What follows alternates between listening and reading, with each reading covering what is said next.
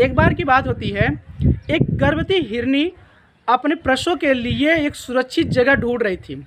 उसे अचानक नदी के पास घनी और लंबी घास दिखाई देती है, जिसको वो सुरक्षित समझ के वहाँ पर चली जाती है। अब वहाँ पर जाने के बाद क्या होता है, अचानक आसमान में बिजली कड़कने लगती है और वो सूखी घास बिजली के चमकने की वजह से उसमें आग पकड़ लेती है।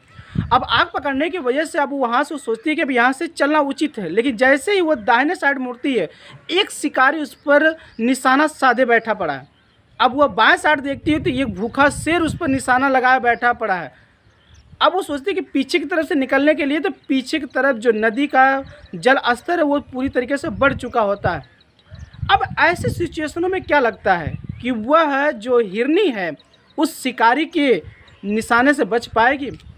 क्या लगता है कि जो वह प्रसव अब बच्चे को जन्म देगी उसका बच्चा बच पाएगा?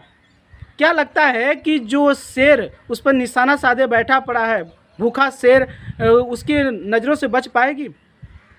अब सब कुछ चारों तरफ समस्याएं ही समस्याएं होने के बावजूद भी अब वह हिरनी क्या करती है, अपने दिमाग को पूरी तरीके से शून्य कर लेती है और जो पूरा का पूरा जो उसका ध्यान है वह अपना पूरा ध्यान अपने प्रसव में लगा देती है।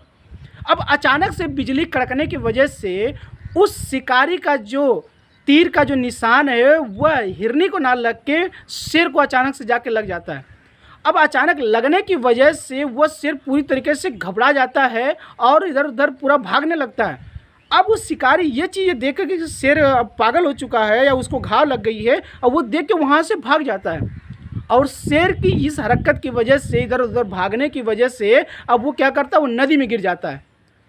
और बिजली तेज कड़कने की वजह से बादल जो है अब बरसना शुरू कर देते हैं। अब बारिश की वजह से जो घास में आग लगी है वो पूरी तरीके से बुझ जाती है। अब इस तरीके से हिरनी पूरी तरीके से बच जाती है।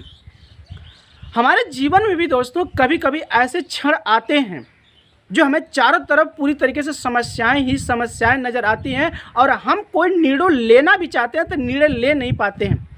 अब ऐसे सिचुएशन में हमें सब कुछ नियति के ऊपर छोड़ देना चाहिए और अपने ध्यान को एकत्रित कर लेना चाहिए, क्योंकि सभी को पता है कि इस ईश्वर के अंदर जो है जन्म मृत्यु सफलता असफलता सब कुछ उसका निर्णय है और उस ईश्वर पर भरोसा करके उसके निर्णय को हमें मान के आगे बढ़ने की ज़रूरत है।